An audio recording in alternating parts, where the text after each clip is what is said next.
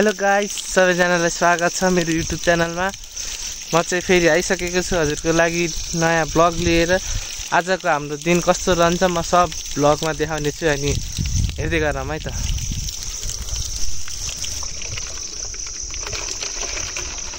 म चाहिँ अहिले पानी भर्न आएको छु। बिहानै केटाहरूलाई पानी खुवाउन पर्यो नि, गाईहरू सब अल्छी सुतेको छन् हैन।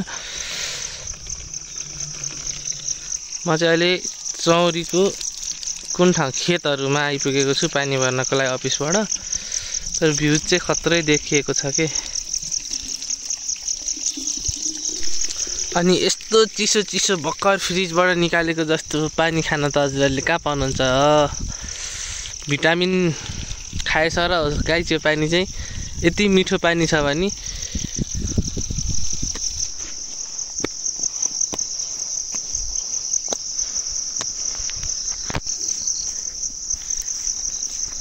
हेलो। अनि म चाहिँ पानी टाक्क बोतलमा भरेर ब्यागमा राखेर आएँ।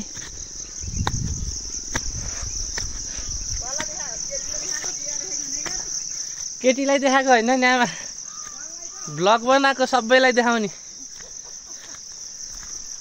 आमाले चाहिँ केटीलाई देखाएको भनेर भन्नु भइसक्यो, खासमा सबैलाई देखाएको मैले।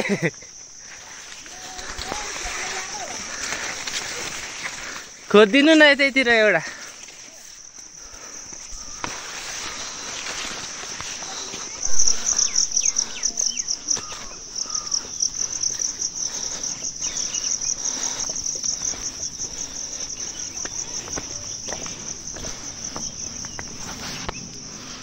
गाई भैँसी हेर्ने हो।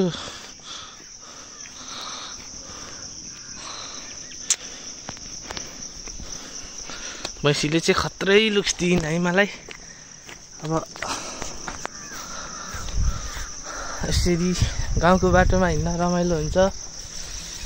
आफ्नो गाउँमा भए आनन्दले मजाले कराउँदै हिँड्थ्यो भने अर्काको गाउँमा बिस्तारै बोल्दै हिँड्न पर्ने अवस्था छ मेरो। अर्को भैँसी पनि देखिन्छ है त। अब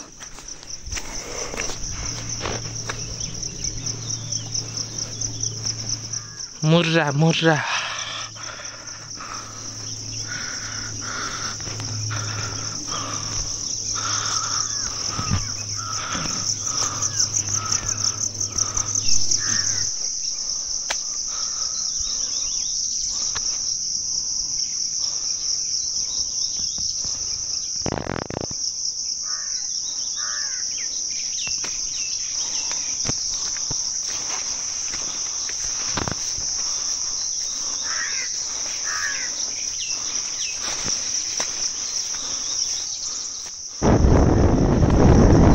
कता जानु लाग्यो सर? हामी अहिले त्यहाँनिर क्यास स्टेसन 15 देखि 18 वटासम्म भयो। कतिवटा मात्रै हेरौँ। क्यास स्टेसनको लागि यहाँ छौँ थारमा। सजिलो भाषामा भन्दा बोकाले के राख्ने एकदमै दिदीहरूले सुनेर चाहिँ भ्लग नबना।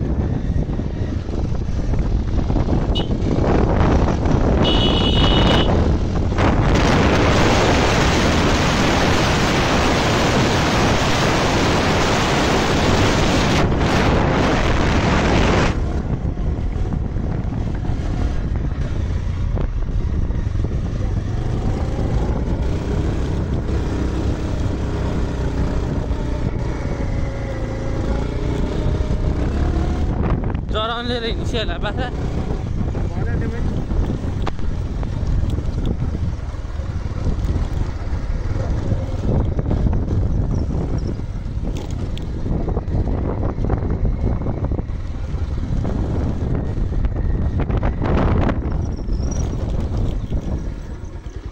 Wow.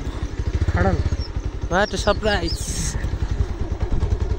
बेसी है यतातिर बेसी 1 वर्ष आउन लाग्यो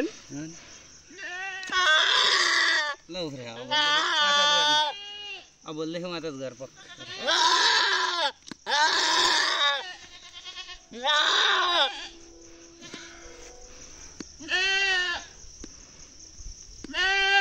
एकछिन पखाइ त फेरि भाग्यो ल भाग्यो त्यो ल माथि पुर्याउनु भयो त तपाईँले फेरि ठिक छ अर्को लिएर आउँछु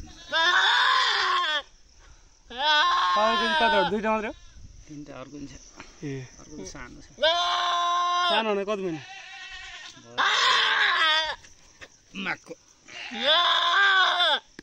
पार्न मिलिहाल्छ नि माको नि बार्ने होला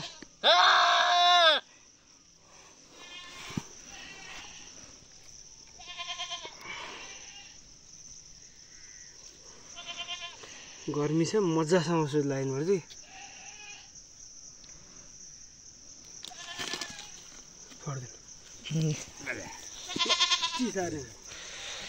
के हाल्नु भएको सर यस्ता खसी पारेको घामले कस्तो घाम के केही भन्न चाहनुहुन्छ कास्टेसनको बारेमा भन्दैन सरू नै होइन ल देख्छु साँचो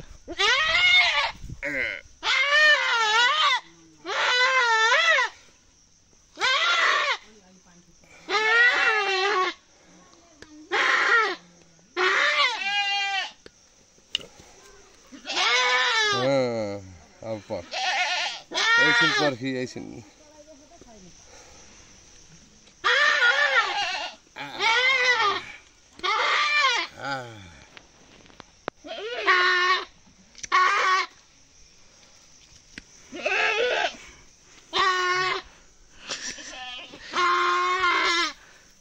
आज भाइरल बनाइदिने मान्छेहरू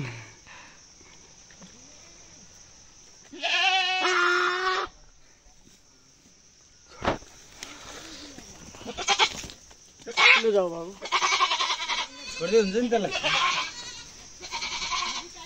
यो भाग्छ अहिले यो चौथो झरेन नि यो 5 नम्बर हाम्रो डाक्टर यस्तो गर्नु त भएन हो सर यसलाई चाहिँ बोक्नु पर्ने हो त